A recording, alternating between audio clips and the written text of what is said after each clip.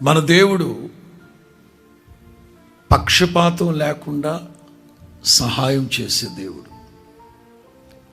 యేసుక్రీస్తు అందరికీ కృపను గ్రహించే దేవుడు.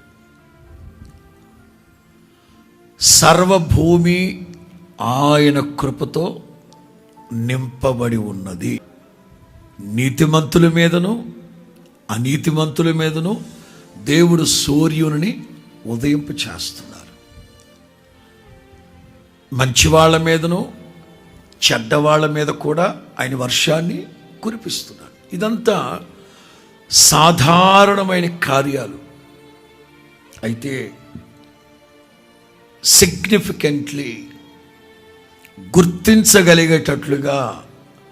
గుర్తించగలిగేటట్లుగా ప్రభు ఎవరికి సహాయం చేస్తారు, ఏ పరిస్థితిలో ఉంటే చేస్తారు, ఏ పరిస్థితిలో ఉన్నా చేస్తారా, ఎంత మట్టుకు చేస్తారు, అదిగో అంత సహాయం చేసి ఇక నా వల్ల కాదులే, లేక ఏదో గుప్పెడంత సహాయం చేసి ఇక చాలే సర్దుకోండి ఇక అని అనేవారా?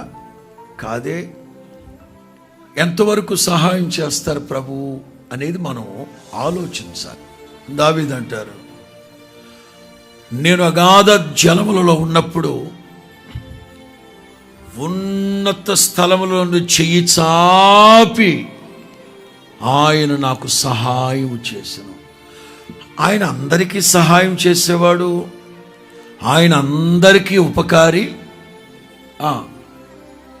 ఆయన అందరికీ ఉపకారి, మేలు చేసే దేవుడు.